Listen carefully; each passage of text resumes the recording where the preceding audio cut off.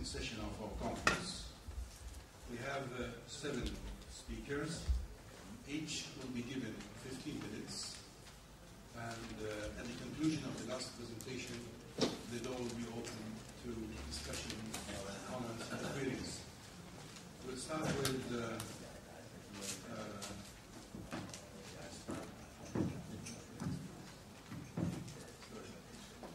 Dr. Mikhaila Mudur from Babes Bolyai University in Romania. Her paper is entitled Shirin Devrim, Autobiographical Memory as a Turkish History. Dr. Mudur, the professor of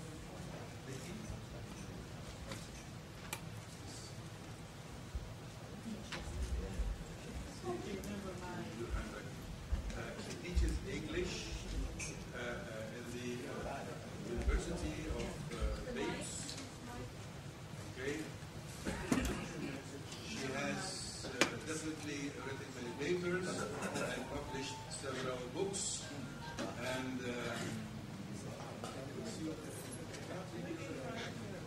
she's a woman writer. So I can't read her handwriting. It's much better than mine, but still I can't read it. Okay. Would you like to say something? Thank you. Thank you. I'm a writer myself. I'm a member of women writers in Romania, but I'm also interested in women writers. So I said that I am a writer myself, and I'm a member of Women's Writers Union in my country, in Romania. And also my professional interest, my scholarly interest, I'm very much interested in women writers from, of course, English and American literature, but not only. The paper I'm going to read to you today analyzes a charming anecdotal memoir by the Turkish-American author Shirin Devrim, entitled A Turkish Tapestry, The Shakirs of Istanbul.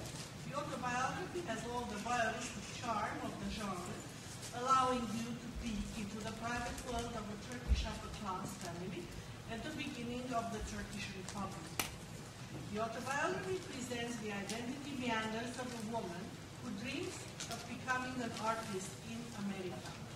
The jump from the traditional to the shockingly modern is not only breathtaking, but it also calls up colorful images of a very special time and a very special place, of course, old and forever young Istanbul. The narrative moves with unique grace, geographical knowledge, and multicultural astuteness from Istanbul to London, from Jordan to Egypt. The different constructions of home, as well as the influence of the migration movements upon the identity formation of the speaking echo, of the speaking self, are represented in the texture of this spatial narrative by the feminine metaphor of weaving a dream stream. The Shakirs, so the author's family, are connected to the capital. They are an elite family. No wonder then that an ancestor of the author refuses to go to the Romanian city of Constanța, Black Sea Harbor, which seemed to the spoiled Shakir woman a place where nothing happens. Quote, when presently set up was posted to Constanța in Romania, his spoiled young wife chose to stay with her prominent father in the capital instead of following her husband to an obscure town in the Balkans. They were divorced shortly afterwards. The implicit imperialism of this attitude is contrasted with the way in which the Shakir women try to cajole to their best the Oriental fantasies of the West. Orientals who Orientalize in their turn, taking advantage of their historical position in the Balkans. These are the Shakirs, and they are emblematic for the position of Turkish culture in the concerto of Orientalism that exists in the world. Shirin Devrim was born in 1926 in Istanbul. According to her testimony, Devrim's memoir has a very heterogeneous structure. She combines the grand history of several Middle Eastern countries, family stories, personal memories, her mother's diaries, interviews.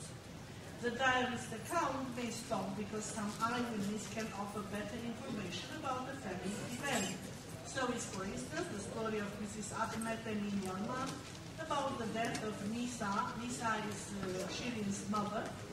The death of Nisa's brother-in-law only 6 months after the wedding with Nisa's sister. This story interrupts the memoir because it gives better information, more immediate to the event. Short newspaper clips try to convince us of the maternal talent of painting. Shirin Devrim is not afraid of possible distortions or tonal inconsistencies because she follows the internal truth, the truth of the hearts of the minds, and not the narrow truth of factuality. The variety and the diversity of the narrative material that make the text remind us of a specific feminine activity, quilting. Of course, Shirin Devrim prefers a variety of this quilting, the aristocratic tapestry. In both cases, however, yarn and color tell a story, send a message. Shirin's childhood, adolescence, and youth are dominated by the maternal figure. In the absence of men who often fall victims to politics, it is women who dominate family hierarchies, making use of their prestige given by age and experience. A moment when these hierarchies are obvious is lunch. I quote, "The preparations complete, the family used to gather for lunch at the long table under the ivy-covered arbor in the garden. As usual, they were seated according to age and rank, a protocol that was always honored. At the head sat my portly grandmother Ismet, surrounded by her children, husbands, and wives, and at the foot of the table, we grandchildren with our governesses. Grandfather was not there. He had long been dead, felled by a bullet." The mother's authority dominates Shirin's process of growth in its entirety. Ever since a child, Shirin learned that she could never criticize her mother's looks. "I learned to watch my words with mother," she says, and began to discover that she could not tolerate criticism. As she grows, things seem to worsen. We were never consulted as to how we felt or what we wanted. The implied critique is much more effective in this sober and precise way. In the spring of 1944, Shirin had to accompany her mother and her stepfather to Baghdad. I quote, "Wishing to have me at her side as companion and confidante, mother had decided without consulting me that I should go with her.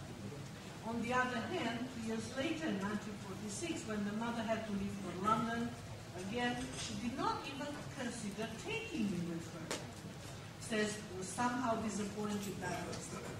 Neither does the husband, Emir Zaid, Shirin's stepfather, have a say in any family planning. He always let Nisa do whatever she wanted. It was easier that way.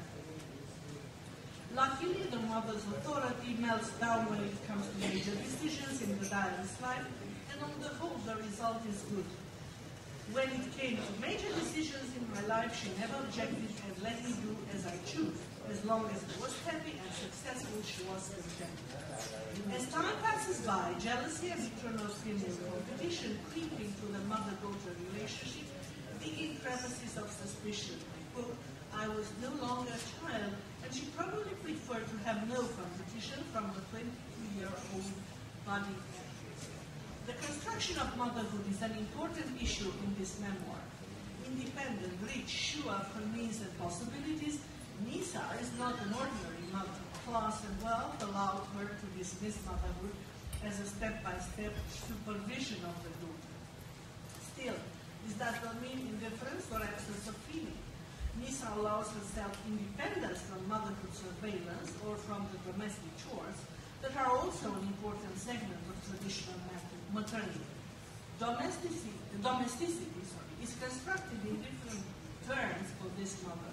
It involves the supervision of the numerous banquets that she gives as an ambassador's wife, and which represent the family, the country, and ultimately the Oriental construction of domesticity as it is publicly, as she wants to publicly display. Shirin Devrim tells with utmost delight the story of her only maternal cooked meal. In 1963, after the overthrow of the king in Iraq, daughter and mother met in London.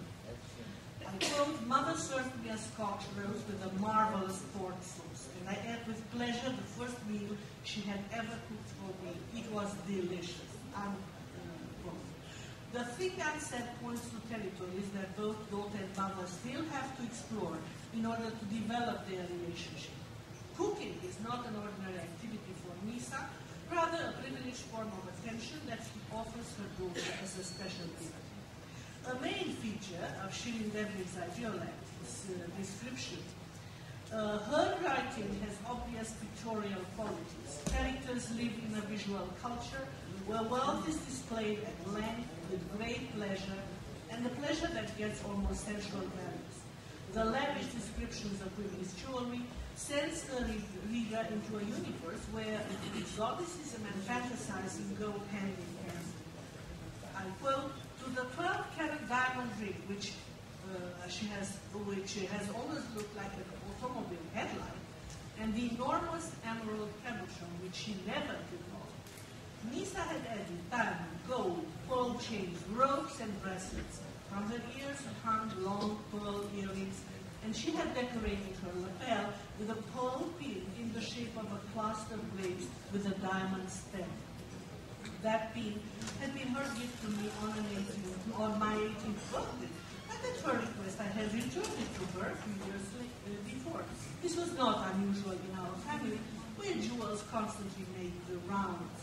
The sense of property gets therefore different meanings within the family and among women, where the pleasure of offering a gift is more important than the discipline of giving and taking.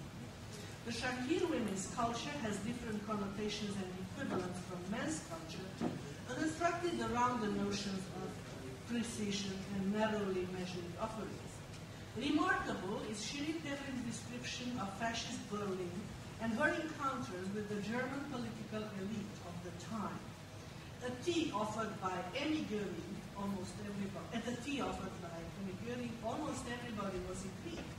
The man, Goering, Marshal Goering, was, I quote, "in a burgundy velvet smoking jacket with quilted satin lapels and silk sash." The repetition of green suggesting the monotonous submission required by the hierarchy in fascist Berlin. The abundance of details also makes the description of a party offered by Shirin's mother in Berlin an orientalized view of luxury. It is not enough to be rich, you must know how to exhibit wealth. The abundance of specialized vocabulary describing food gives to reading almost, again, sensual qualities. Your mouth wets, your appetite is whet. I quote, "The long dining table was covered with a handmade lace cloth which had been dipped in weak tea to obtain the proper shade of écru. The silver was then made, the china Meissen with an antique Meissen bowl from our house filled with lavender orchids as the centerpiece. Garlands of matching baby orchids trailed from the bowl to each of the 6 branches of the 2 silver candelabra that stood on either side of the bowl, holding tall lavender candles. By each place setting was a delicate bundle of finger-sized rolls held together with a slip of mauve satin ribbon, as well as the hand-menu knitted menu, engraved with the gold of Hashemite crown. The third-person narration shows the child's estrangement from the situation where her mother got stuck into an official role. Okay, then I shall skip some, yes, very important passage, the considerations about this memoir. There is something very playful in the way the author plays with various narrative voices and tones, alternating in first-person narration and third-person narration. Stylistically speaking, the text is a deft and sophisticated combination of omniscient passages where Shirin Devri refers to her mother in the third-person singular. For instance, Nisa had a definite reason to spend the summer in Yenikre. It was just the right place for her to be with Emizai.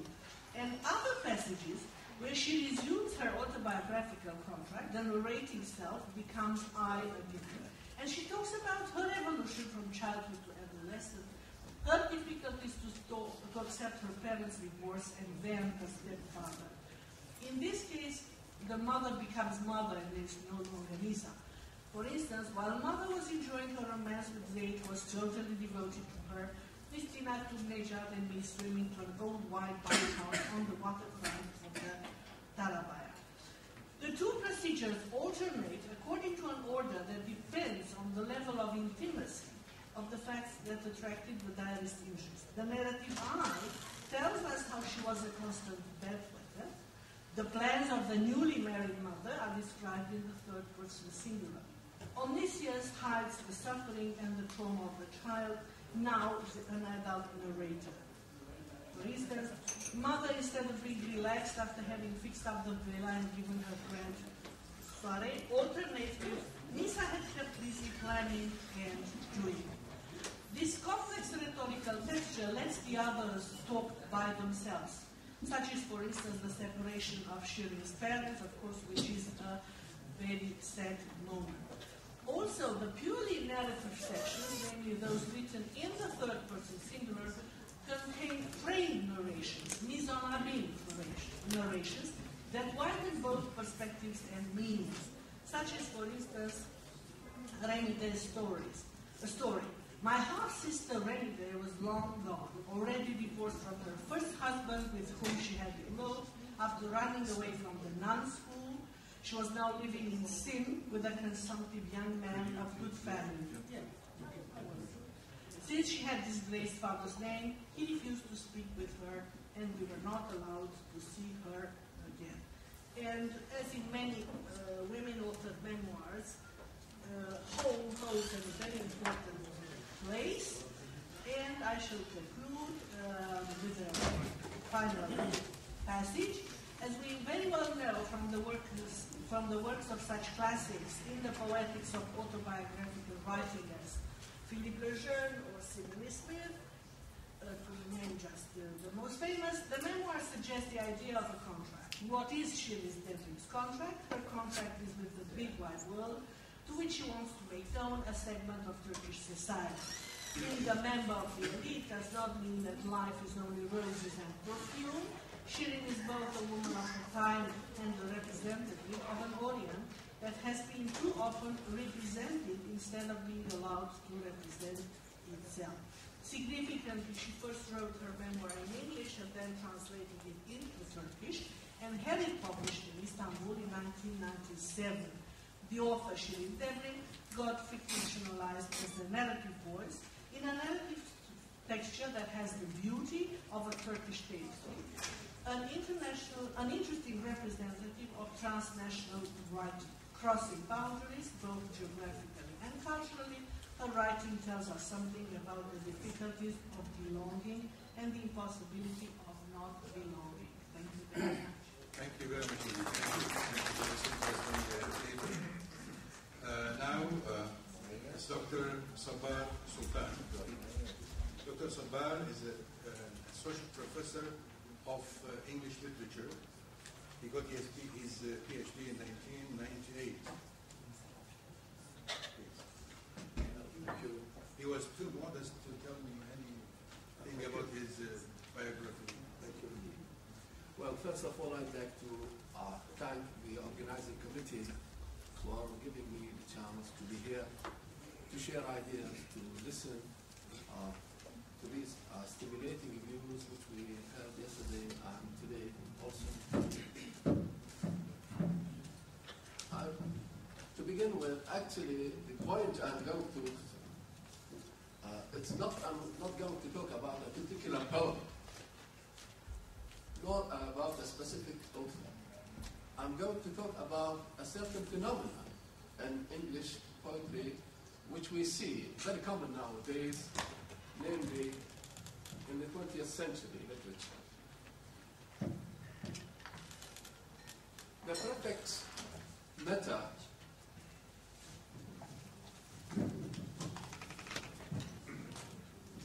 The prefix meta as we find, for example, in the words meta-criticism, meta-drama, and meta-fiction, refers to the 20th century interest in what is called the critical literary theory.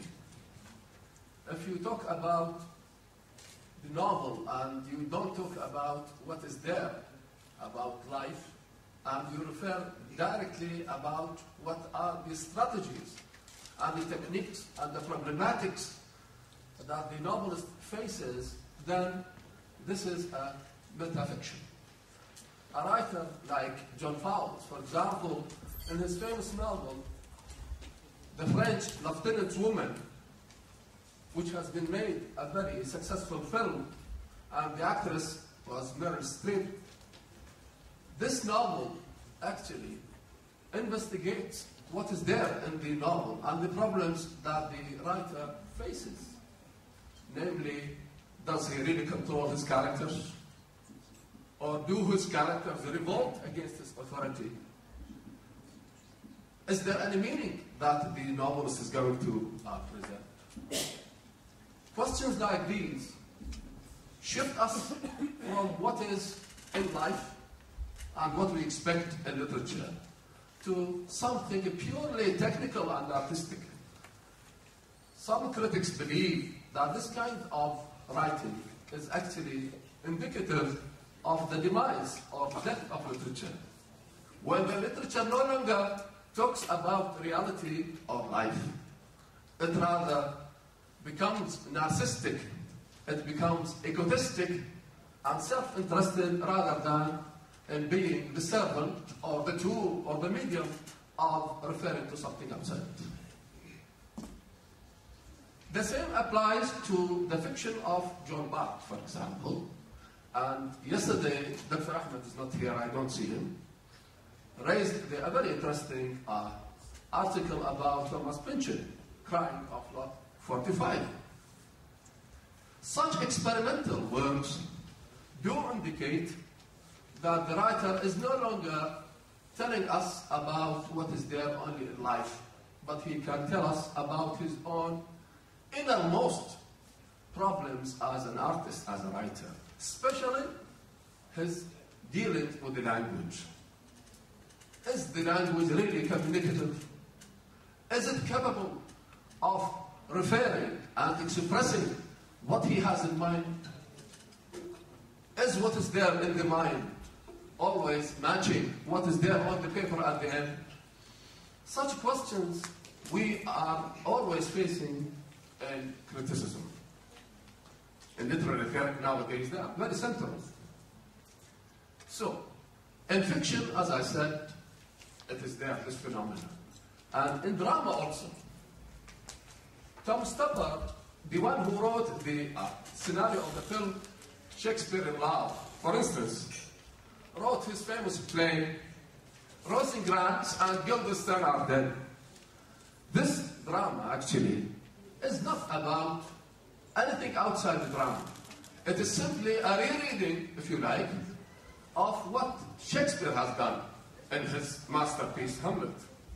And Hamlet, as you know, is a play that is totally devoted to manipulating and exploring what is there in the mind of Hamlet and his problems.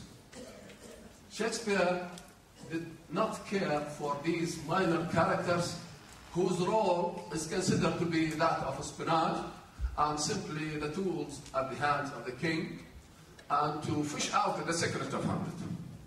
So their life and death actually are meaningless.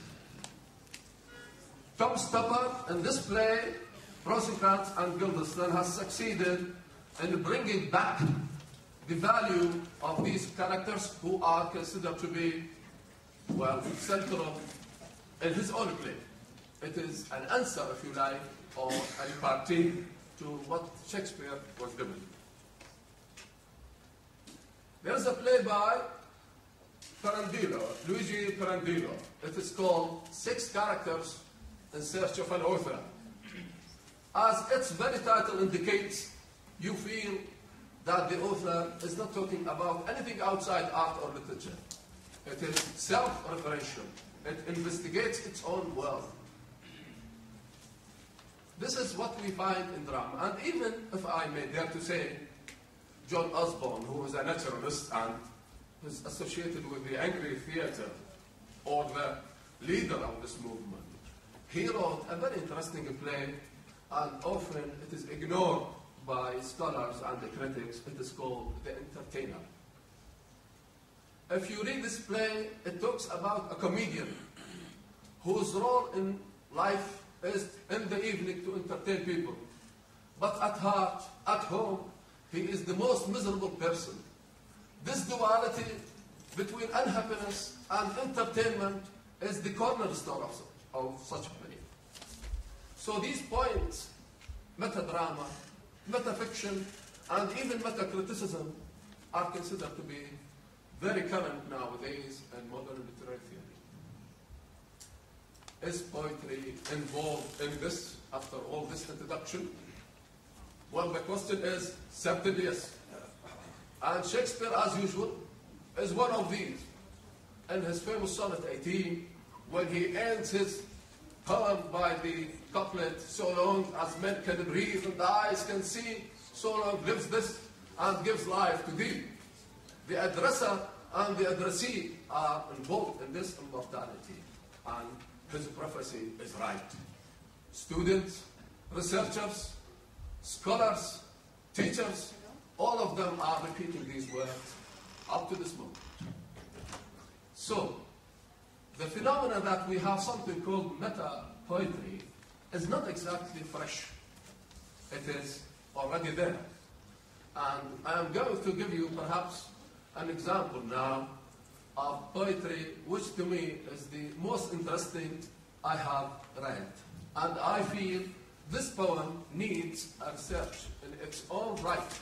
Only this poem, because the writer, who is a woman, she is trying to give us a biological analogy how the writer writes and what kind of burden he does and what kind of expectations she has been pinning on this creature or child, if you like, the child of her imagination.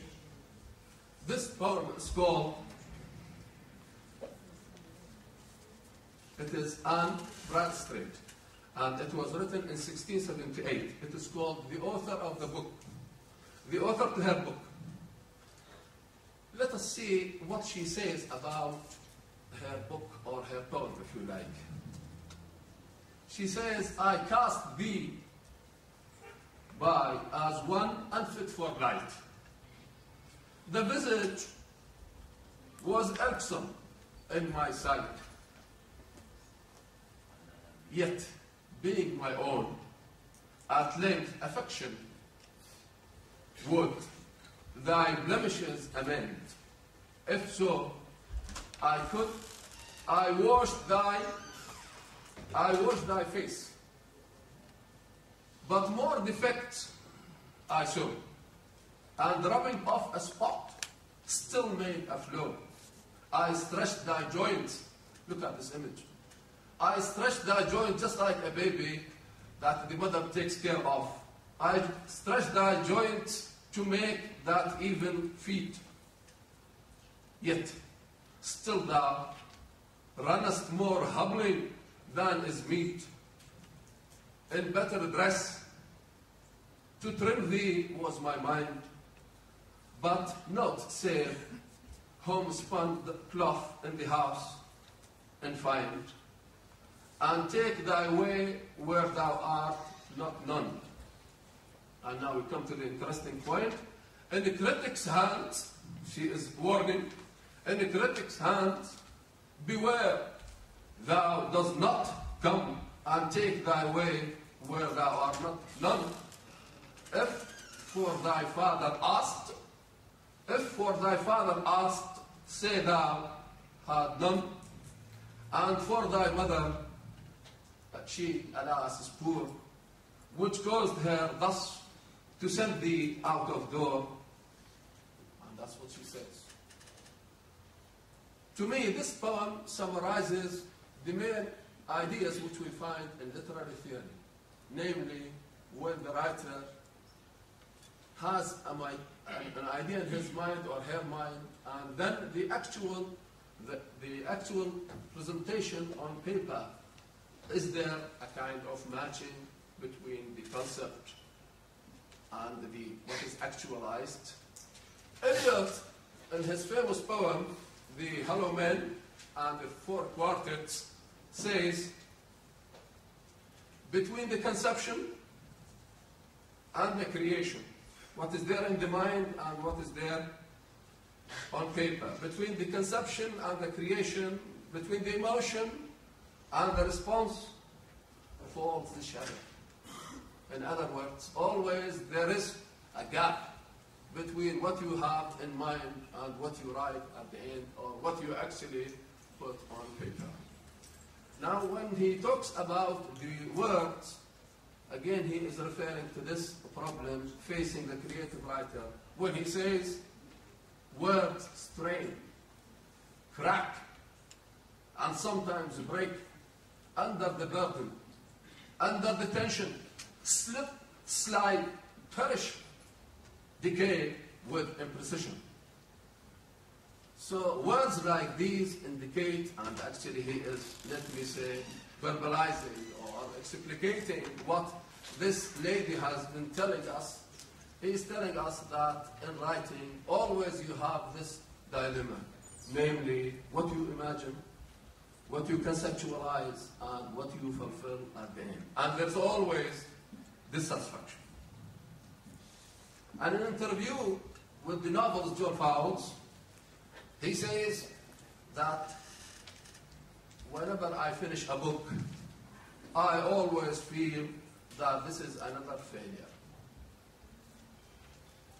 By that he means that there is always this gap between what he has been toying with in his mind and what he has fulfilled in his final achievement. Let me give another example.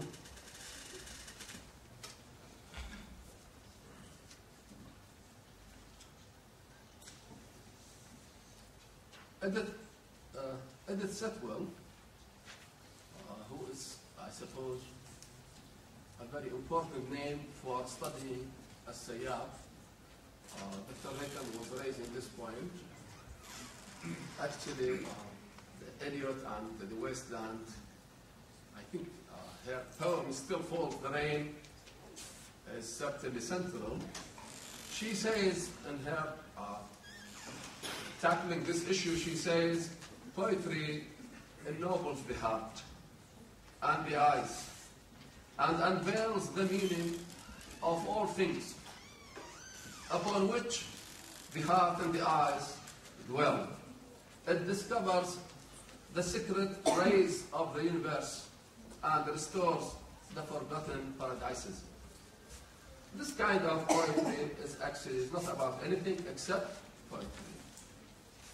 If Freud tells us that literature or art is a kind of sublimation, if Freud tells us that, certainly this is applicable to Edith Sitwell if we take into consideration her life and experiences.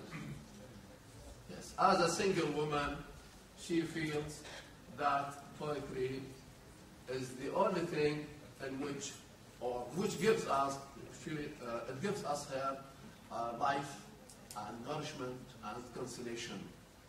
With this, I have to stop because I was told I have to. Thank you. Thank you very much for this nice talk. I'm absolutely very sorry, really, because I have to harass my colleagues sometimes. But I have been told to be too strict about timings. And the question still remains whether language is really communicated. The next speaker is Dr. Samir Hamdan from Al-Balqa University. His paper is about identifying the linguistic gender acts of the style of writing of Arab male and female novelists.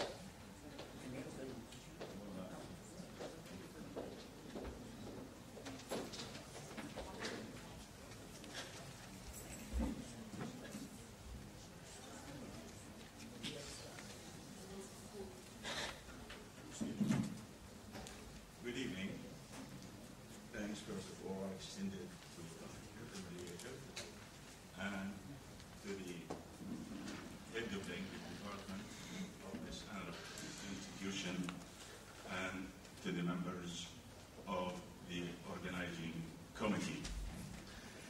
reflecting on what my colleague had just said, dilemma is an everywhere.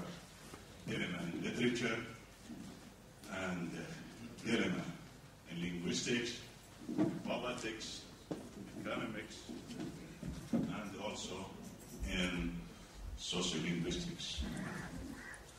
I can't imagine that we can live as human beings away from dilemma. If dilemma is vanished, death is coming. Now, in the area of sociolinguistics, as we know, the title gender, or the relationship between language and gender, is a recent topic. It has been started in the United States of America, inaugurated by the anthropologist, the American linguist, sociolinguist, and I call him anthropologist, William LeBeau, in 1966. The focus during that time was on speech. Maybe because there is a conclusion that says speech precedes writing, the primacy of speech over writing. And we still remember what has been said by Bloomfield in his book Language, 1933. He does not consider writing as language. His main focus was on speech, and writing just a matter of coding or reflecting or keeping what we have in real life. This concern of sociolinguistics, which stress the interrelationship between language and social life, they concentrate on the role of the speaker, not on the role of the writer. Concerning genderlicts, it is a discipline within sociolinguistics. It is concerned with the differences between the languages men and women speak. If we go back to LeBeau and his first paper, it was concerned with language variation and the pronunciation of ER in the final position. He examined 3 department stores which exemplify or represent 3 classes, the upper, the middle, the lower. His main concern was the relationship between the class and the way they produce the language, followed by other sociolinguists, mainly I just like to mention Trogel or Trogel, if you like to pronounce it. Trogel reached a conclusion which is maybe very strange to Arab linguists and sociolinguists. He concluded that concerning language change, females in Britain and maybe in the United States or in the West, because they have similar cultures, they lead language change toward the standard. And males, on the contrary, they lead language change towards the vernacular. What about the situation here in Jordan? Do females lead it toward the standard or towards the vernacular? I want to conclude for this introduction by saying that linguists has a Bible. Their Bible is a book which is entitled An Introduction to Text Linguistics by Grandi and Dresser. I think sociolinguists need a book to be entitled An Introduction to Text Sociolinguistics. Till now, we do not have studies conducted on texts to study or to identify the linguistic gender mix of males and females. Maybe because of the difficulties that may encounter the researcher. In the West, they have a computerized program that can detect the gender of the author depending on at least 100 linguistic gender lists or features. But for me, it was really a tough work to consult two novels. Number one is written by Jamal Naji. It is called عندما تشيخ الذئاب in Arabic. I translated it into The Wolves Get Older. And the other one, it was written by Samiha Chris, شجرة الخود, The Tree of Leopards. I chose these two novels and the two novelists because they are considered by Jordanian critics as canonical, prominent figures in the area of writing novels. This one, which was written by Jamal Naji, it was one of the novels that nearly won the prize of, which is called the Booker Prize for Arab novelists. I myself, in my paper, intended to examine the checklist of some linguistic features that has been created by many sociolinguists, mainly Robin, Leco, Tannen, and Coates. They conducted their research on speech. I myself do believe that speech is a reflection of what is in the mind, and what is in the mind may be similar to writing. You have something in the mind, and then you express, you take from the source. There is something decoded here in the mind. I selected some features and examined the two novels in order to see the availability of such features, hoping in the future to create a full checklist of such gender lists. The purpose of my study is to answer the question, can one identify whether a novel is written by a male or a female novelist by scanning a sample of some linguistic features on the pages that are evident in the novels under investigation? The features that I selected, number one, taboo terms,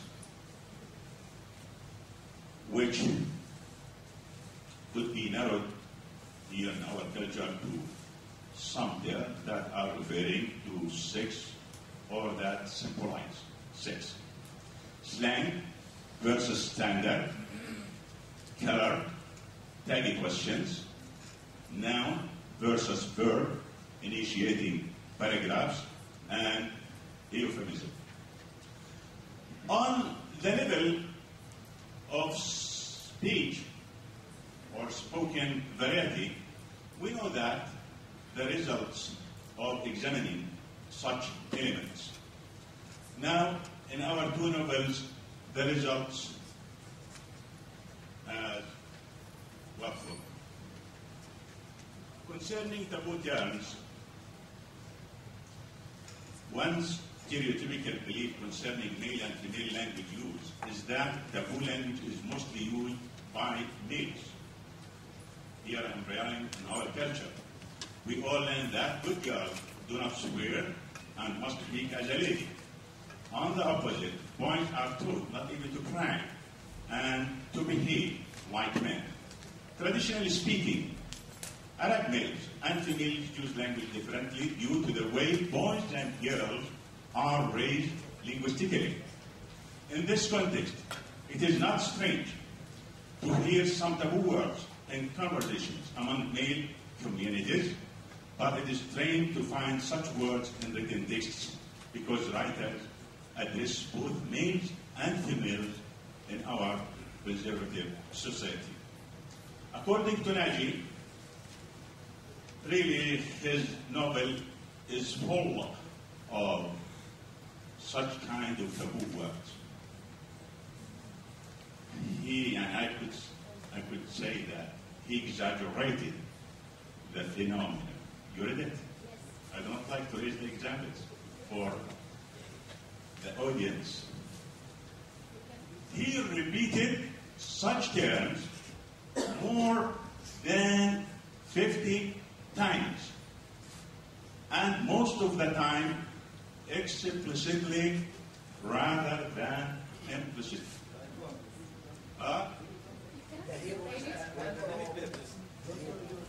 The hero? The hero Jamal. The novel. The hero Jamal. That's why, in fact, the hidden hero is a woman. She is Sundus, for those who read the... Yani, you like? You like some examples?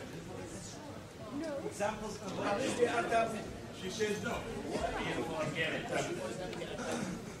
Okay. Examples are rich, but euphemize ones. No, I'll skip. Euphemize ones. I'll skip. Now, concerning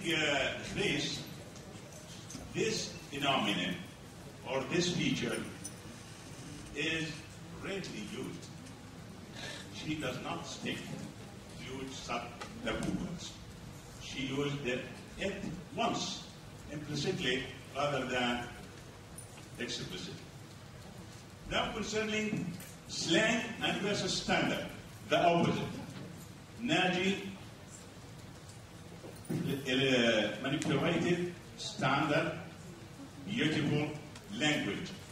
Concerning the female novel, we have hundreds and hundreds of slang words that also belong to her district, to her dialect, which is Northern Jordan.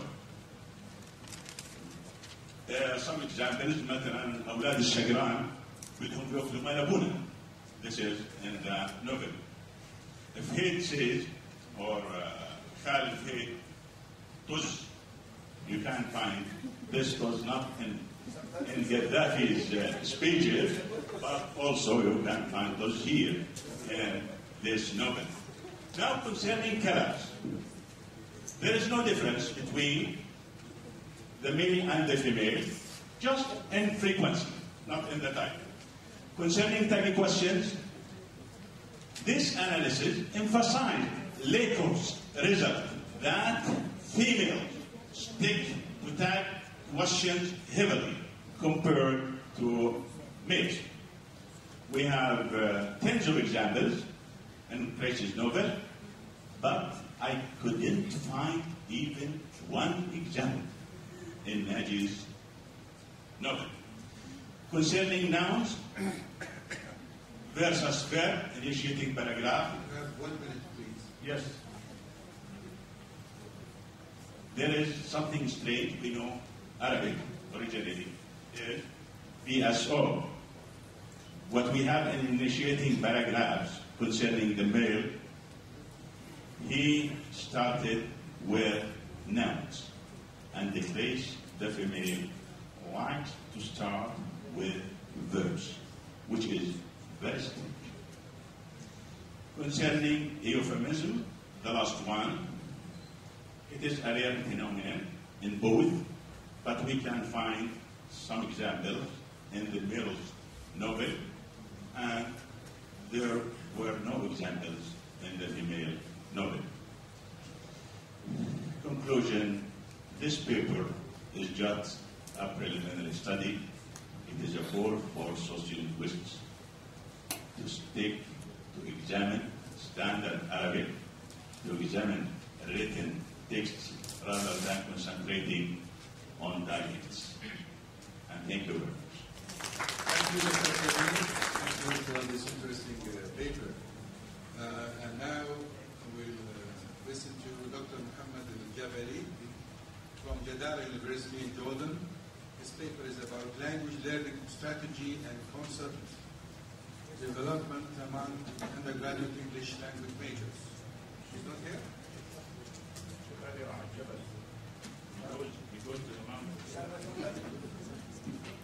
Okay, he might present his paper in the following session. Now then, we move on to Dr. Majid Abdul-Latif Ibrahim from Zaytuna University. His paper is entitled Word Stress in Arabic, a phonological study from a generative perspective. Dr. Majid Abdul-Latif Ibrahim is an associate professor of phonetics and phonology.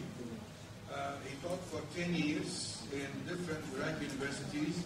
He also taught postgraduate courses at the University of Basra, and he has published several papers in the field of phonetics and phonology.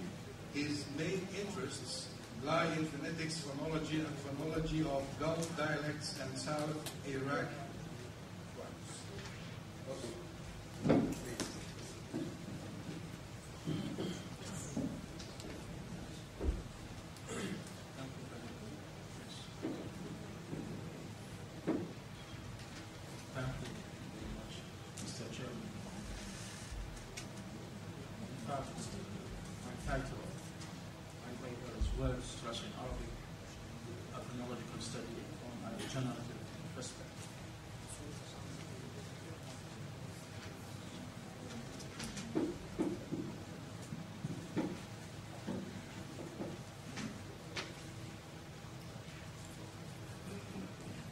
Word stress in Arabic can be fruitfully studied in terms of general phonology, and new insights might be given. The present study is concerned with examining word stress in standard Arabic from a generative viewpoint.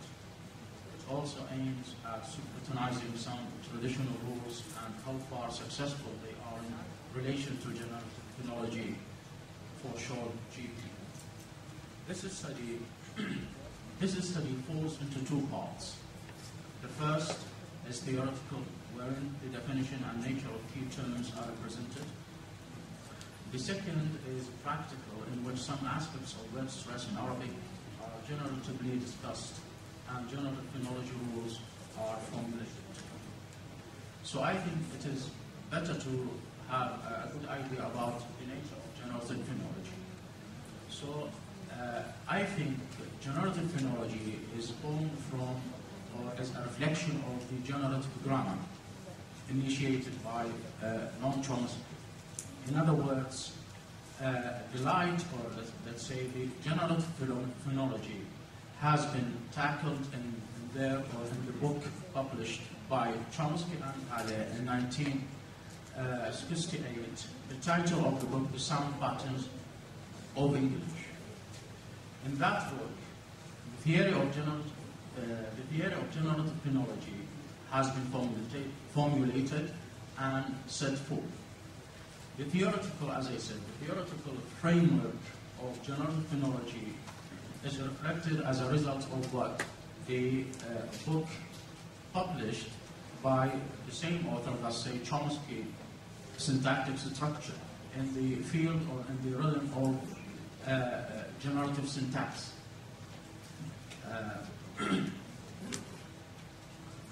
Two important strands of the theory of generative grammar can be traced here. A pioneer feature theory in generative phonology and the new Bloomfieldian process of morphophonemes. So we can describe generative phonology as a theory of morphophonemic structure. The principle of the transformation cycle is based in generative phonology. Chomsky and Halle in 1968 applied this principle to English, but this does not necessarily mean that English is the only language in which this theory can be applicable, or to which this theory can be applicable. By the way, generative phonology, in fact, opens the door of what's so-called universality in studying languages. However, in sound patterns of English, that's to say the real beginning of generative theory in phonology, the theory is based on another principle, that's to say partial reordering. In other words, the cornerstone of the generative phonology is what is in the rules which are formulated to explain or to describe different aspects of phonology, different phonological phenomena there. This principle, that's to say rule ordering, this principle means that a certain ordering of rules perform more naturally than some other one, taking into consideration that in this more natural order, a rule may apply in a different environment rather than in certain order.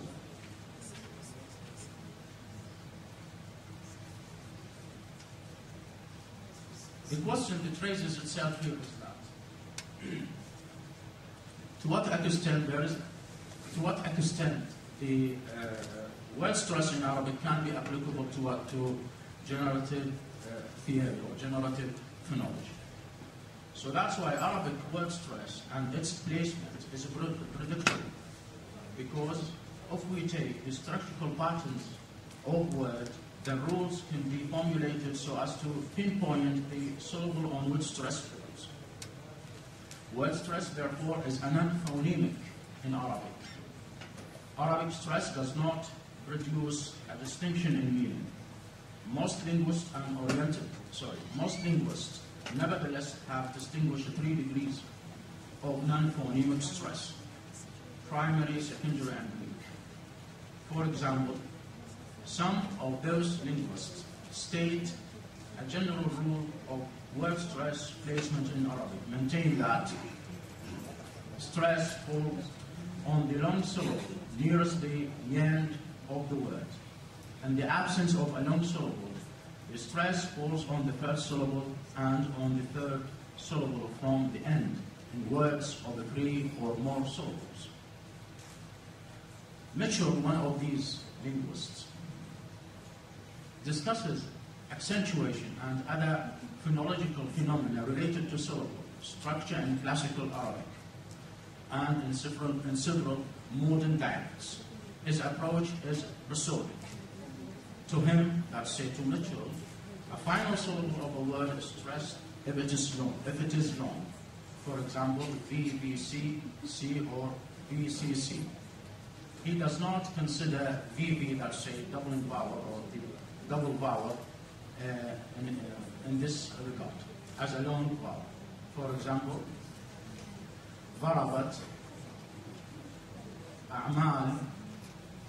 If the brief final syllable is closed, that is of CVC or CVVC, it will be stressed. For example, كتبت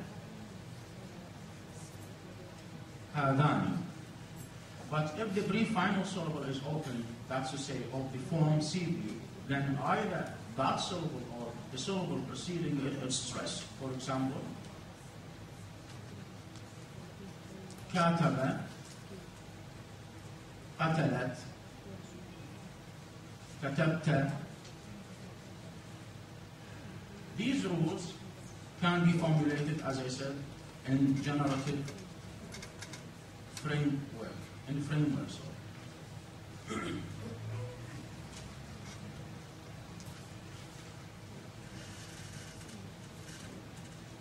However, Erwin in his study maybe modified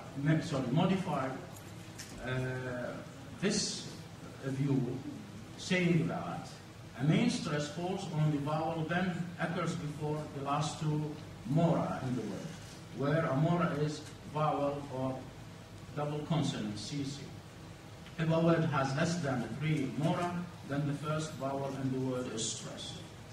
The stress then can be in the vowel or sometimes in the double, let's say when we have double consonants.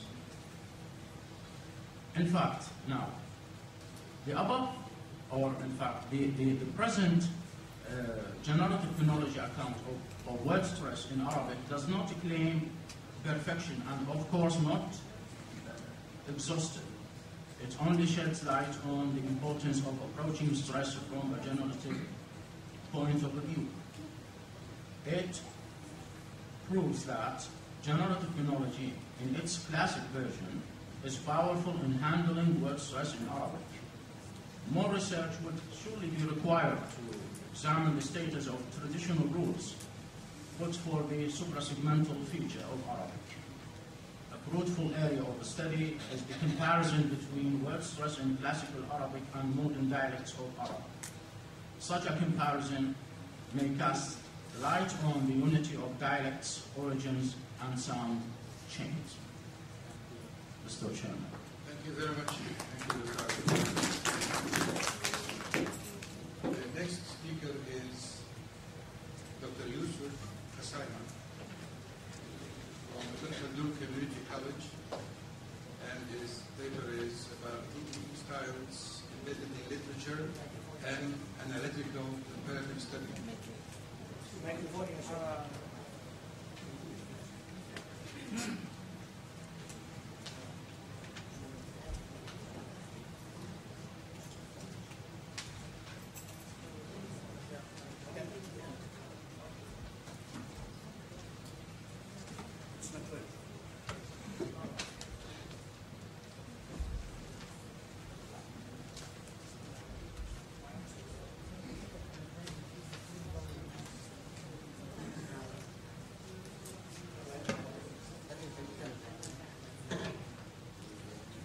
Okay, first of all, let me say good time for everyone, my colleagues, our students, and everyone in the audience. Unfortunately, I do not have a paper to introduce myself via the head of the sitting, so I seize this opportunity to put it down there on the screen. My name is Yusuf Gassani, Assistant Prof. I have worked in different positions in different places, Ministry of Education, Yarmouk University, Philadelphia University, Jarash University, and many other colleges. Many other colleges like Nusayb al-Maziniya College, Karnataka College, and now I am the Dean of Ibn Khaldun College down there in Erbil. I have my BA in English from Yarmouk University, then my high diploma in teaching English as a foreign language, then my MA in the same field, then my PhD from the University of Holy Spirit, DKSD down there in Beirut, Lebanon. My main interests are language and thinking. This is my main issue that I am always interested in. I do emphasize such an issue. I have already written or conducted 4 researches via this path. One that will be shown now in the front of your eyes, and the other 3 ones that I made a comparative analytical study between 2 novels. One is Wuthering Heights, and the other one is Al-Lis wal-Kilab. I have another one. I made a comparative analytical study between Heart of Darkness as a novel and what is being done down there in Iraq from the Americans as an allied situation for Europe. The one that I am going to present now is, please my friend, could you help me? Is a comparative analytical study between 2 novels, one in Arabic and the other in English.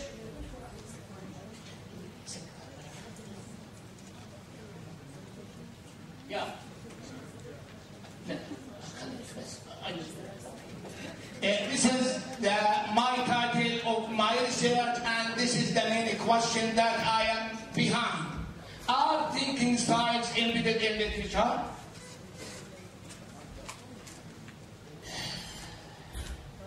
The idea that I am behind is the interrelationship between language and thought. And let me clear out that the main motivation behind such works is our Prophet saying, when he says, peace be upon him, when he says, that who learns another nation's language becomes safe from their evil. So a question jumped to my mind. How can I be saved from those in America, in England, if I can speak English or I can read English?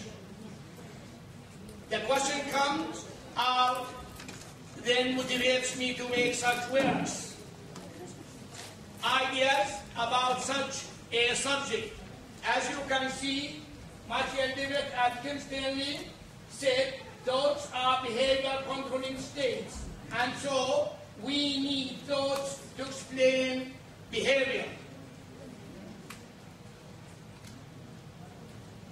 Balgawi said, languages mediate our worldview. It plays a central role in the development of cognition and perception. Kasami, 2005 said, those who learn the literature of two different languages have different thinking style profiles from those who learn just the literature of their native language. This is the main theme of my PhD thesis. And the sample was taken from the MA students of Arabic language and English language at Yarmouth University and Georgia University. Those who are from Yarmouth, the students of the MA Arabic language, their knowledge is just in the Arabic language. What they have already mediated, what they have already studied, what they have already analyzed are the Arabic language works. Meanwhile, those of the MA English language, they have studied both the Arabic language and the English language.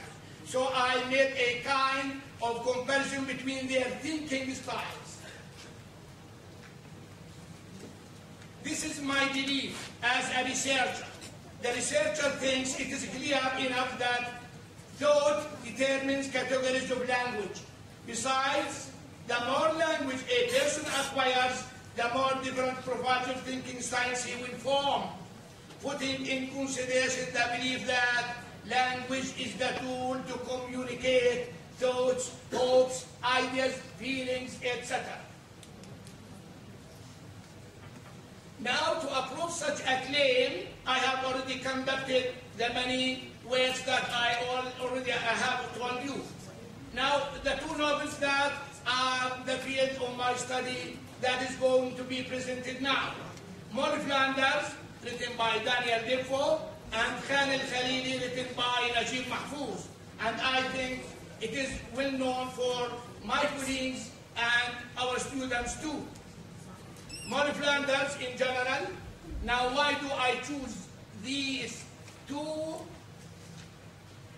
novels? That is, the hero in Molly Flanders is a simple girl brought up in an orphan shelter, and she has, in her mind, she has a hope to be a lady, a gentle lady. In Khan al-Khalili, the hero is called Ahmed.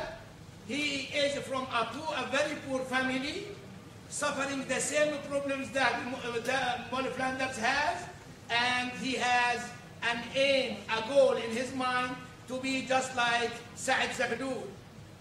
So look, the same basement and the same hopes. Now they will pass through their lifespan, they will pass through different experiences. I have already focused upon these experiences to come out with their actions and reactions to these events. Khan al-Khalili, I have already told you, the hero is Ahmed, and he comes out from a very poor family in a poor area down there in Cairo, living in bad conditions within the world war, comparing and contrasting. The events that the main characters faced and the reactions and attitudes, the researcher will find a kind of parallelism or similarity between the events and experiences, but a kind of contradiction and in reactions due to their difference in styles of thinking that characters formulate. Now I'll give you examples. In Mol Flanders, this lady has a relation with two brothers. One legal and the other is illegal. She was the wife of one and the lover of his brother. She accepted the situation. Meanwhile, the other scene with Ahmed was in love with a lady. Later, while he was deciding to marry her, he found that she is in love with his brother. What was his reaction? He forgot about his love for the sake of his brother. And he refused to go back to his love again, even when his brother died. This is the action and the same experience, two different reactions. Mol Flanders, she accepted the position of being a wife of a man and the lover of his brother for the sake of her aim to collect money, to live as a gentlewoman. In Mol Flanders, being a gentlewoman in her own way of thinking, she tried every possible way to achieve the goal, never putting into her consideration any social or creed constraints or limitations. Flanders has no objection to make an alliance with Satan if such an alliance secures her goals or a way to her goals. Meanwhile, despite the many frustrations Ahmed, the hero of the second novel, had during his life stages as he didn't follow up his education to compete with Sa'ad Zaghloul, that is his aim,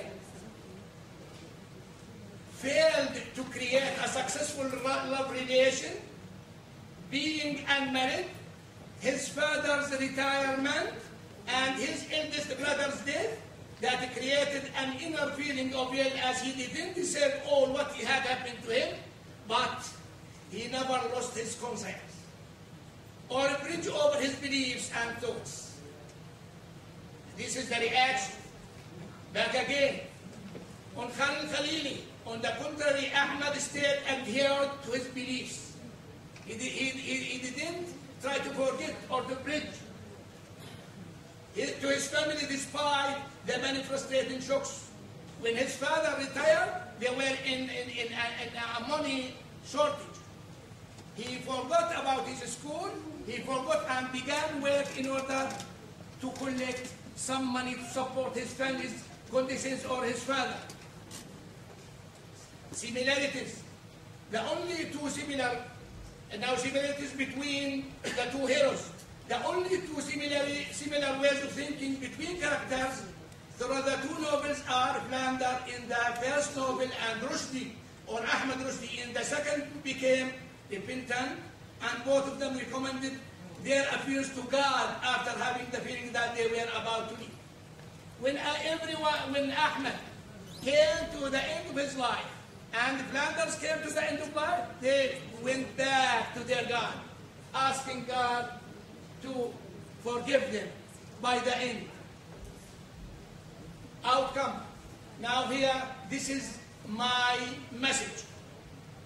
Looking back again at the characters' reactions through the different experiences in their different stages of life, believing that thoughts are behavior controlling states, and we need thoughts to explain a given behavior, which is just a reflection of the thinking style profile that the subject had formulated, the researcher is able to trace or elicit. Just to everything will be. Now, what the light that I am shedding upon this is the mental self-government This is a theory proposed by Robert Lichtenberg, Yale University.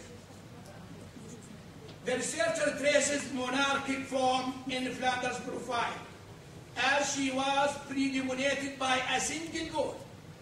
She is going forward toward just one single goal, that is to be a gentlewoman.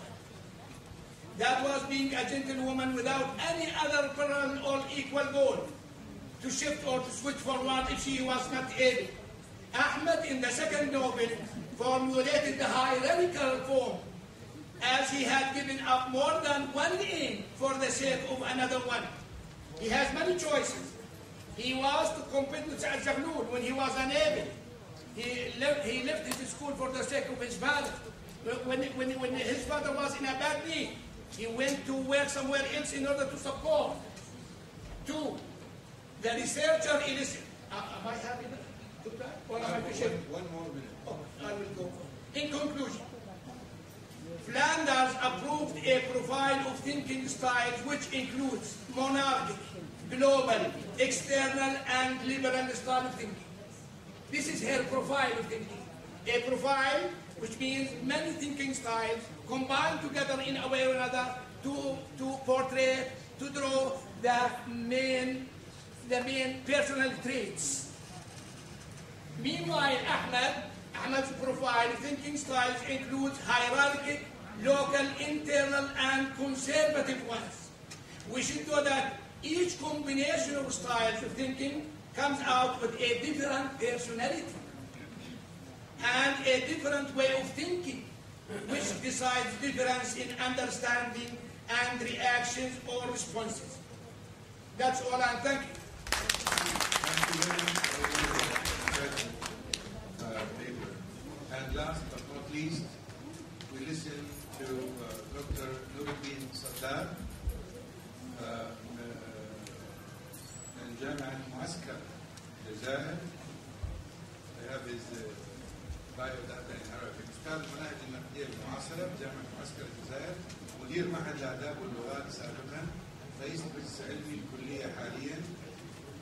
نشر الدكتور نور الدين العديد من الابحاث العلمية في مجلات علمية محكمة وطنية ودولية، وهو رئيس فرقة بحث ومدير مخبر بحث في الجامعة، وشارك في العديد من المؤتمرات العلمية وآخرها هذا خاصة الطلبة الحاضرين، وهذا يؤثر فينا وإن مثل هذه الملتقيات هي في الحقيقة موجهة إلى الطلبة بصفتهم باحثين. ورقتي التي سأقدمها متميزة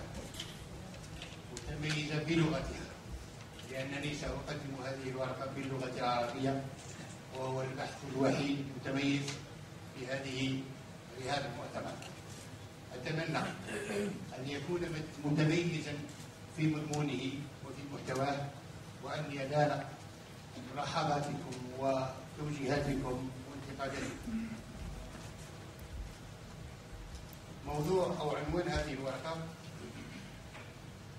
بالمناسبة ورقة مترجمة عندكم في الملخصات. I read it here, sorry. The role of translation and Arabicization in cultural interaction and in facing globalization. دور الترجمة والتعليم في التفاعل الثقافي ومواجهة تحديات العالم. عددت ورقة في الحقيقة يعني هي بحث يتضمن 30 صفحة، وعددت في هذا المؤتمر ورقة في 12 دقيقة. تعمل الترجمة والتعليم على حد سواء على تسيير التنمية البشرية، فهما حاضران دوما في التبادل التجاري وإشاعة المعرفة العلمية ونقل التكنولوجيا وغيرها من العمليات الضرورية للاستفادة من علوم الآخر وتقنياته في التنمية الهادفة إلى ترقية حياة الإنسان. ولعل دور الترجمة والتعليم أشد ما يكون وضوحا في التفاعل الثقافي، فهما يكمنان في منظومة المفاهيم الثقافية مثل التبادل الثقافي، المثاقفة، التغلغل الثقافي والإفراغ الثقافي والاستيلاء والانفتاح على الآخر والانغلاق على الذات والعولمة، باعتبار أن الترجمة والتعريب سفينة تنقل الحمولات الثقافية المتنوعة من مصدر إلى آخر. انطلاقا مما سبق، يأتي هذا البحث ليحقق هدفين مركزيين، يتمثل الأول في تحديد الدور الفاعل الذي يفترض أن تلعبه الترجمة والتعريب في التفاعل الثقافي مع الآخر، فاعلا ومؤثرا ومنتجا، وإدراك الذات العربية. أما الهدف الثاني فيتحدث في مدى قدرة الترجمة والتعريب في كسب رهانات وتحديات العولمة.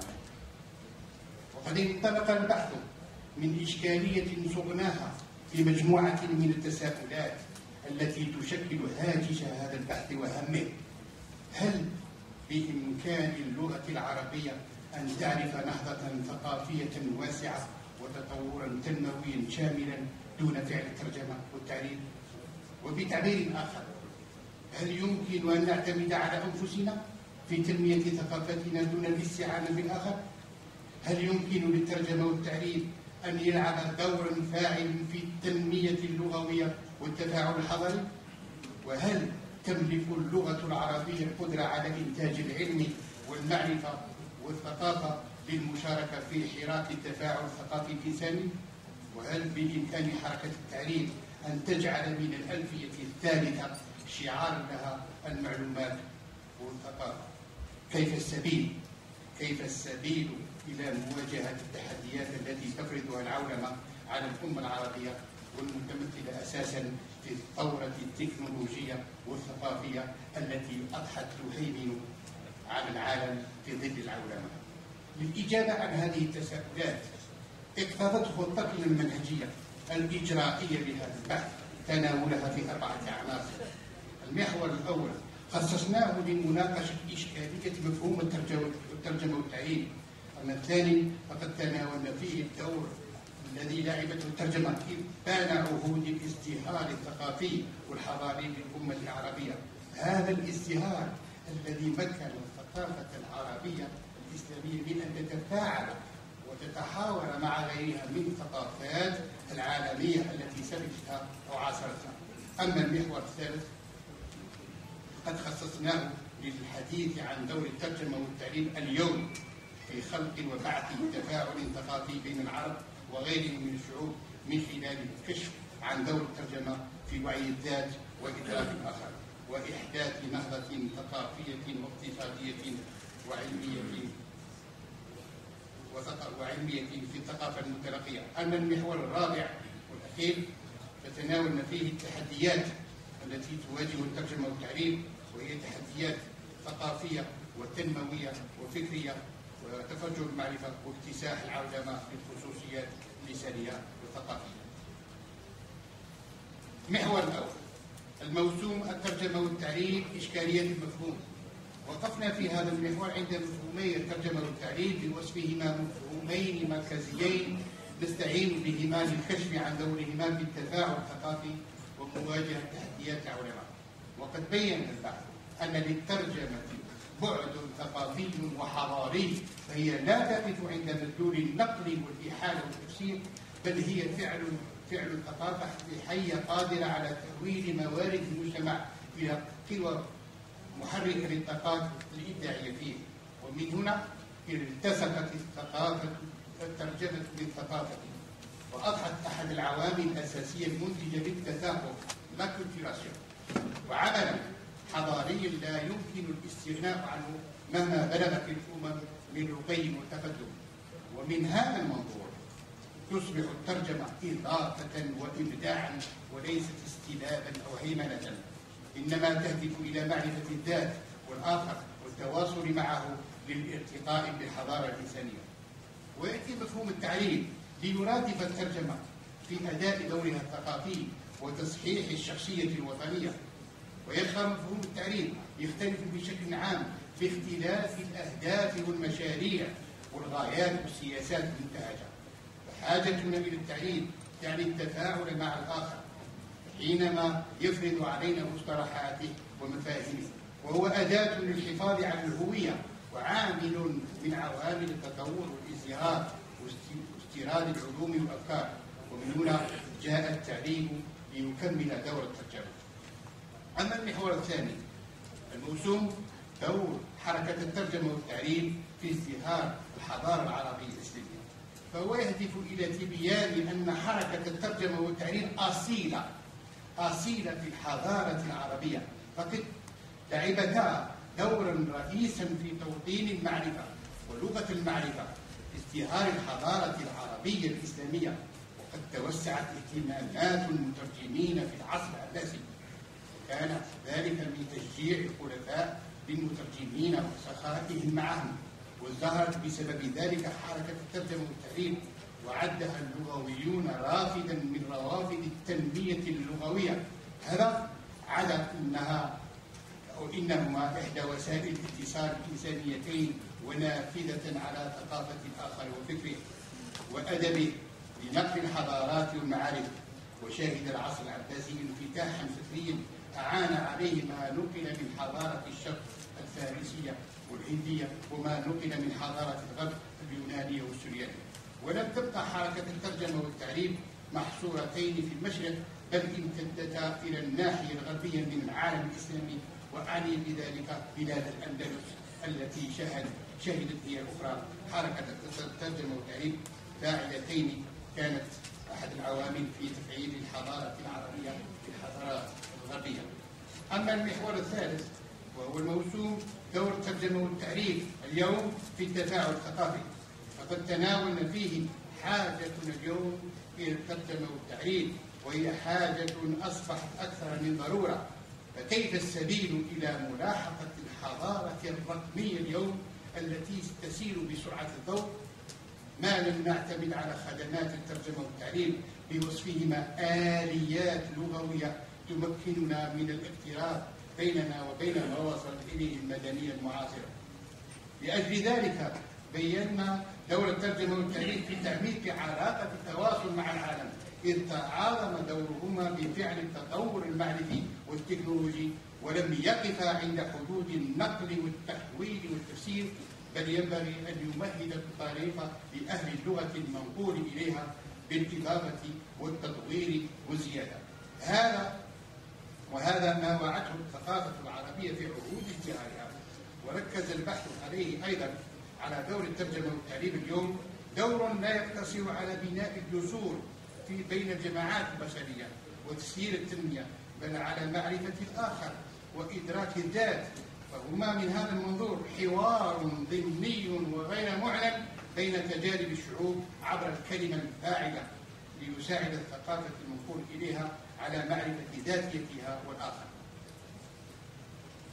وفي الآن نفسه فضلا عن الهوية والشخصية الوطنية والقومية، لكي لا تتحول الترجمة إلى عامل قهر واستعلاء. من هذه الرؤية تصبح الترجمة تعبيرا عن حوار متكافئ بين قوى بشرية ذات ثقافات متنوعة وقابلة للتفاعل من موقع حوار الأنداب بين الثقافات الحية. وأخيرا يأتي المحور الرابع الموسوم دور الترجمة والتعريف في مواجهة تحديات العولمة.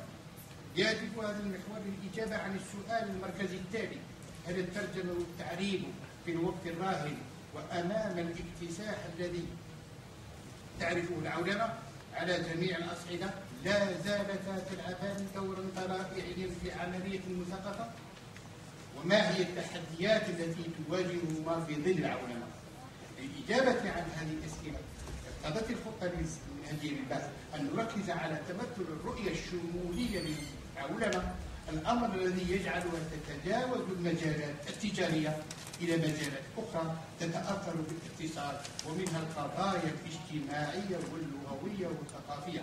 فتنقل السلع التجارية تستتبعه ممارسات ثقافية ولغوية، ومن هنا لا تتحقق أهداف العولمة الاقتصادية إلا بالممارسات الثقافية اللغوية بوصفهما الأساس الحقيقي المروج للاقتصاد والسياسة. وكان ولا بد من أن نتطرق إلى واقع الترجمة والتعليم في الوطن العربي لنشخص هذا الواقع للكشف فيما بعد ولنكشف فيما بعد عن سبل النهوض بهما في ظل تحديات العولمة. وبين البحث أن الترجمة العربية تعيش واقعا مرتبكا بسبب ما تعرفه الأمة العربية من انقسام سياسي انعكس بدوره على شكل الترجمة، فأصبحت كل دولة ترى في نفسها قدرة على الترجمة والتعليم دون تنسيق للجهود العربية، فنتج عن ذلك أشكال متناثرة من الترجمات ساهمت في زيادة البلبلة الثقافية بين العرب قطريا وقوميا.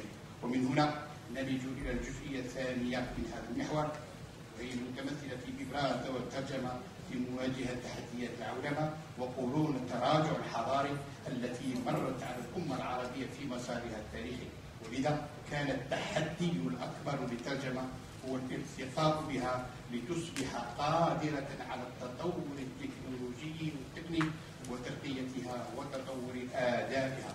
فلا يمكن أن نجعل من لغة الترجمة لغة عالمية ما لم تحقق نهضة معرفية واقتصادية وثقافية شاملة تمكننا من تسويق معارفنا وثقافتنا إلى الآخر، وإعطاء أهمية للتدريس باللغة العربية وتحديد أهداف واضحة لتعليمها وتطوير طرق التعلم لمواجهة هيمنة اللغات العالمية. وشكرا والسلام عليكم.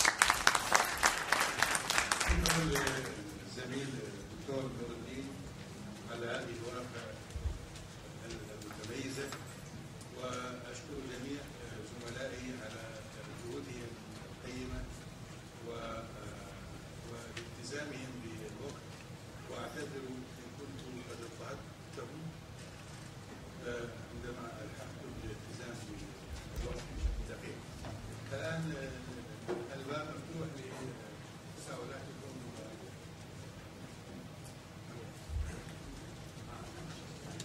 Thanks a lot for the nice presentation for all of them, but I'm concerned with one of the topic papers presented by my neighbor, Dr. Samir Hamdan from Barclays University. Yeah. By the way, I submitted a paper about gender difference in the university, and he was with me. They will suggest the topic, but he did very well. It is best to tackle a new topic, a new area in the area of literature. I mean, gender differences in novels. Because I tackled gender differences in spoken Iraqi Arabic, but we tackled in two novels written by Jordanian writers.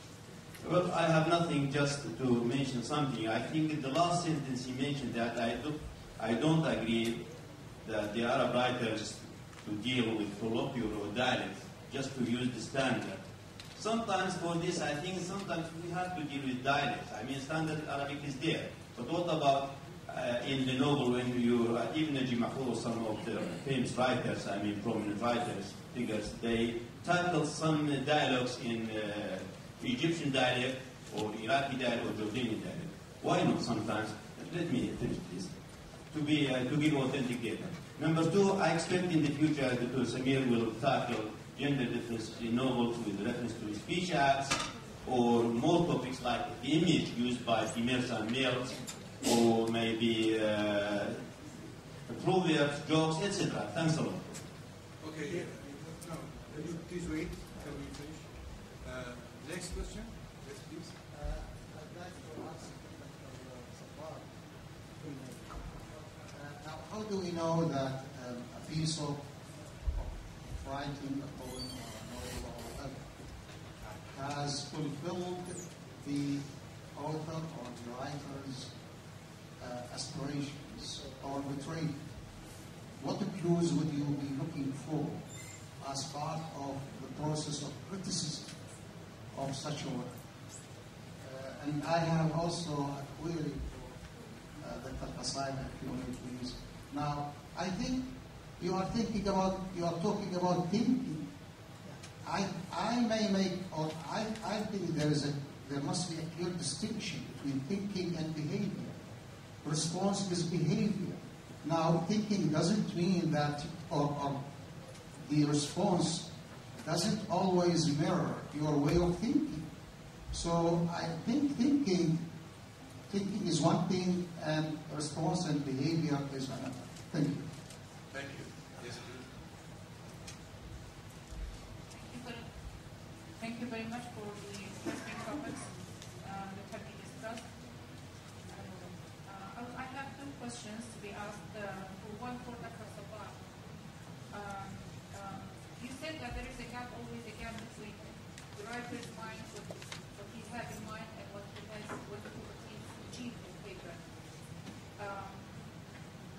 Do you think that, as far as I know, any piece of writing is a personality show, or it is a reflection of what is in mind on paper? So, do you think that this idea applies to all pieces of writing, especially, all poems everywhere? And also, I have another question to Dr. Majid. You say that your approach is about Chomsky's theory, PGG. If you have chosen another reflective approach, does it fit in your research or not? Thank you. Could I?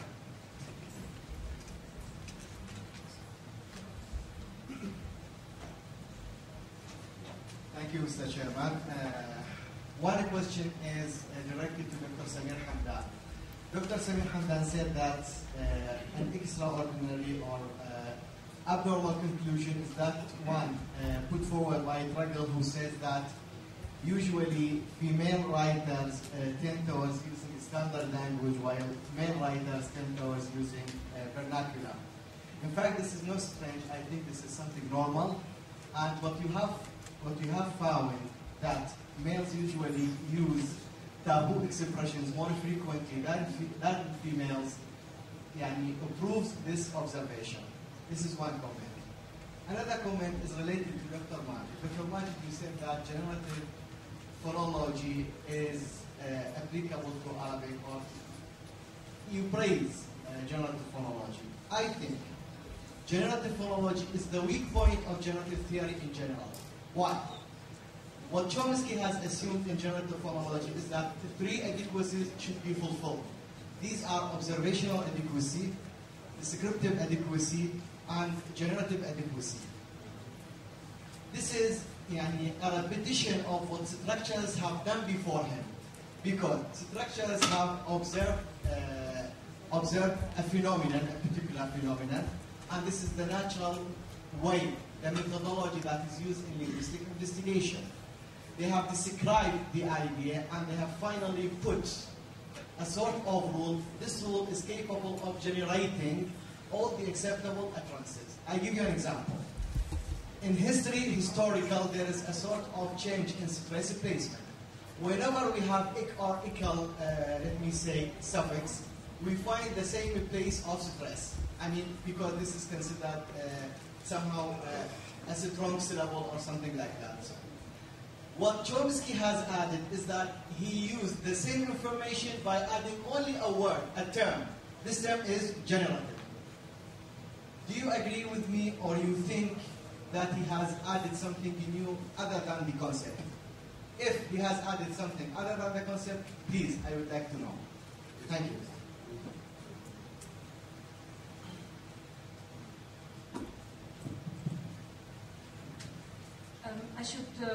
Is my voice clear? I should start really by thanking the organizers, and also thanking all the participants, because I'm sure each and every one of them has put a lot of effort and time to come up with very enriching papers. Whether we agree or disagree with the point, اختلاف الرأي لا يفسد للود قضية. Some of them are quite thrilling and interesting. I'll try to make my comments as laser-like as possible. But they would touch on what I would call a serious sweeping generalization.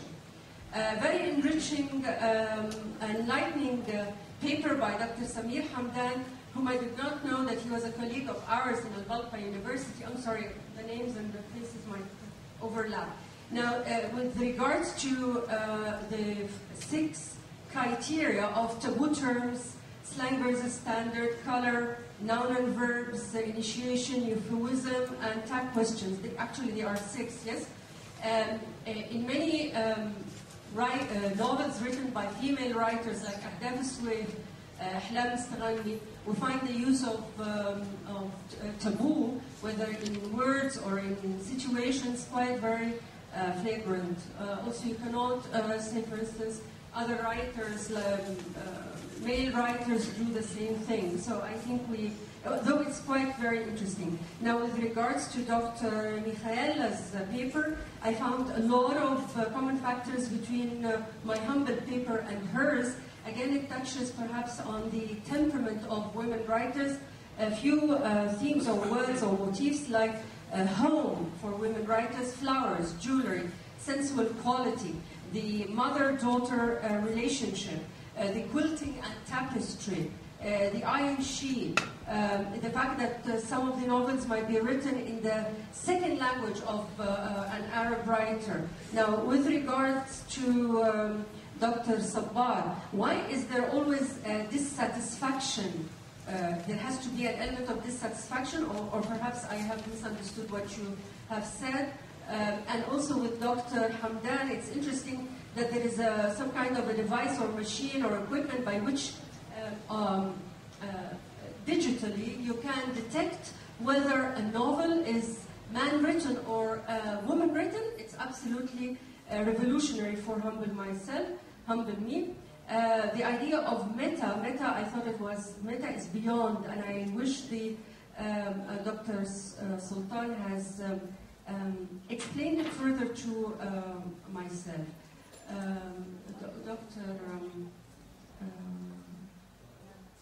Community college, thought and behavior.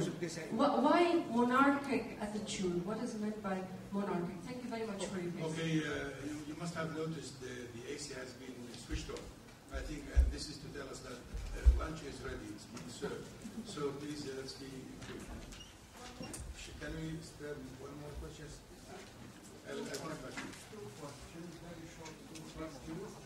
The first one is addressed to Dr. Sabbar, and the second one is addressed to Dr. Amin. The question addressed to Dr. Sabbar, I understood your paper as if you were saying, correct me please if I am wrong or mistaken, I understood you that you were saying novelists or writers are mostly dissatisfied in their achievements. I see this kind of dissatisfaction as the impulse behind being innovative and creative. Do you agree with me when I stick to this claim? In particular, if we are not always innovative and at the same time creative, does not life come into a still stand? I just to say in one word, being dissatisfied gives us that push forwards to create more and more. And that second question that's directed to Dr. Majid concerning generative phonology. There are many rules to be studied in order to understand what generative phonology is. My question, can we as teachers or instructors of phonetics and phonology teach not all of the rules, but some of them, because I'm familiarized with at least more than 50 to 100 such rules. Okay, we'll take the last question from the fair lady over there, please. What about the handsome man? My question goes to Dr. Nuruddin. I don't know, shall I ask the question in English or in Arabic as he presented his paper in Arabic? Arabic? parle français. لا فرنسي يعني un peu. هلا اوكي حكينا كثير عن رول الترانسليشن والاربيسايزيشن بالكالتشرال انتراكشن، واحنا بنعرف انه رول ايجابي دائما طبعا. بس احنا كنا عم نستنى من البيبر تعطينا شويه اكزامبلز، يعني بمعنى اخر تعطينا كتب لما ترجمت عملت ثوره او عملت حركه مهمه او كلتشر ما كانش معروف عنها، ومن خلال الترجمه عرفنا كثير عنها، لانه الترجمه هذا واحد من دورها انه تكروس كلتشرز. فكنا عم نستنى هاي الاكزامبلز، وانا ما سمعت اكزامبلز يعني حيويه في الدراسه. شكرا. Okay, now we will start answering the question. We will start with Dr. Michaela. There was no question. No question? Okay. Everybody on the comments actually agree with them. All right. Now, Dr. Sabah, please. Well, actually, I have been asked more than one question. Among these is what are the clues? What are the clues for knowing the success of the process of evaluating? Well, if the writer feels completely satisfied, and this is an answer to the dissatisfaction, if the writer feels, and the creative writer, I'm talking about not ordinary people or researchers, I'm talking about the creative writer who is usually a very hypersensitive individual who knows what is there in the language and what images he has in mind. So if such a person feels successful, satisfied, certainly there is no need for writing other books. You can be content with what you have achieved. So to start a new book actually means that still there are things which have not been fulfilled in the first attempt. And I noticed that reading the careers of creative writers, that some writers do shift. And I gave just an example. Being a naturalist, John Osborne is supposedly talking about reality and reflecting it and its problematics in a way like Chekhov, for example, or Ibsen, or whatever it is. But certainly he shifts to the epic. And he wrote a play in the epic form. And the one I just said about entertainment can be categorized into the label of metadrama, in that he tries to talk about the nature of the dramatic performance and its problems and all these things. So this is the idea. There's dissatisfaction. Yes, certainly, as you said, it is a motive and it stimulates the writer. But also it is another thing when the writer, after finishing, always one weighs down this achievement, whether it is in line with what he has been thinking or it veers from his original plan. And that is what T.S. Eliot is telling us in his The Hollow Man and the Four Quartets when he says, with the example I have just said, between the conception and the creation falls the shadow. What shadow? This gap, this ever-present gap between what you think, what you conceptualize, and what you finally fulfill on paper. That is the problem, and that is the essence of writing, creative writing. Sorry, may I comment? Well, this is a human. This is a human. This is not restricted to writers. You know, everyone, after he has finished or he has finished something, she would have liked this thing to be that. Well, it's human. You see, I mean, this is not the motive for writing another story or another poem. Well. Any man can have so many ideas in mind, or any woman can have so many ideas, you know, and one word would not cover the whole that he has in his mind. So I think it's, for me at least, sorry, I'm not very convinced that failure, that any book entails or any work entails failure for the writer. It only indicates when he writes another. Only indicates that this writer is prolific. He has so many things to write about. It doesn't mean that he has failed in the first, and he is going to rectify, you know, his way of thinking or his writing with the other. Thank you. Okay, the next question. The next. Sorry. I'm receiving messages and hints.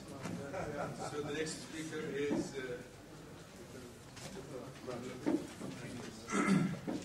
I would like to answer Dr. Farman and my colleague, Dr. Rafet. I think your questions are similar. So my answer will be for the two questions. I think once Chomsky postulated a theory, this means that this is the beginning of the failure of this theory. In other words, once the theory is set forth, a theory would be what? Refuted. I think, historically speaking, at the beginning of the 18th, nobody talks about generative phonology. That's to say, some followers and students of Chomsky and Halle started to formulate new approaches. For example, Clement and Casey in 1980 published a book entitled CB Phonology. This book, or this theory, or this approach is totally concerned with what? With the phonology or with the generative viewpoint of syllable. They, in fact, revolutionized against their teacher, Chomsky. So this is a new era of, let's say, a destruction of what? A destruction of generative theory. I totally agree with you, Dr. Rafet. Weakness is accompanied with generative theory, whether in syntax or phonology. So that's why we are not surprised to find what new approaches or new theories, in fact, developed against the version, the previous or the old version of the theory. The second, Dr. Basil, the second one, I think here it is possible to teach these rules on the condition that there is what? There is something previous, let's say there is a previous course. For example, how can I teach generative phonology without teaching generative grammar? So students need to be acquainted with what? With the syntax, generative syntax. He should be familiar with the rules of syntax, generative rules of syntax. And I think, and then it is easy for him to what? To learn the generative phonological rules. I mean, the first approach completes the other. Once again, the problem of the generative phonology and generative syntax is their abstractness. This is the problem. They are abstract theory. So I think it is a matter of what? It is a matter of familiarity. The familiarity should be available in our teaching students how to tackle the point of what? The point of abstractness. And the, let's say, not the physical side of what? The concrete or the physical side of what? Of the theory. Thank you. Okay, Dr. Bassam, please. Under the insistence of my colleague, I try to answer in a way of messages for this gentleman down there with the white hair and put in consideration that snow always falls on high peaks. I would like to say that, okay, I have already differentiated between thinking and behavior. And as I stated here, thinking, these styles are the control, or let me say the embedded image which reflects itself through behavior, their control behavior. Let me give you an example. Now, why do we here as Arabs, if I say to someone, you are an owl, he will feel angry and he will kick me in a way or another, because he has a kind of thinking that an owl gives something there for him. Meanwhile, if you... Culture again, it participates in... Let me answer. Culture participates in creates thinking. It's one participant out of many. Thinking is something hidden, and behavior is the reflection. Yeah, I said that. I have stated that from the very beginning. Now here, concerning the question of the neat lady down there, she asked about monarchy. Here I would like to differentiate between four styles: monarchic, hierarchic, oligarchic, and anarchic. The monarchic person, the person who has just one goal and runs after it.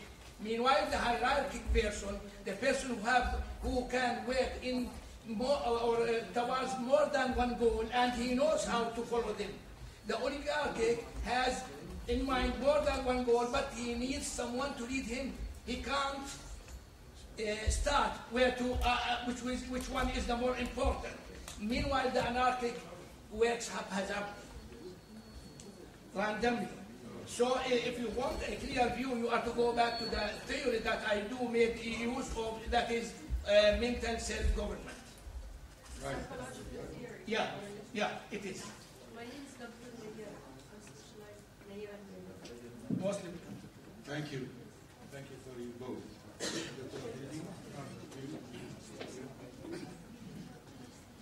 شكرا للأستاذة كريمة على الملاحظة الوجيهة. أنا قدمت ورقة تقنية. تتضمن محاور أساسية. البحث موجود سأعطيه لكم في نهاية تتضمن 30 صفحة وفيه أمثلة كثيرة عن هذا التفاعل. أنا قدمت ورقة تقنية تتضمن محاور للجلسة ولتسهيل العملية. Okay, thank you. Please, would the owner of Mitsubishi show us himself or herself? Somebody, you are blocking the way. Dr. Mulder, okay, we go to the same place for lunch, please.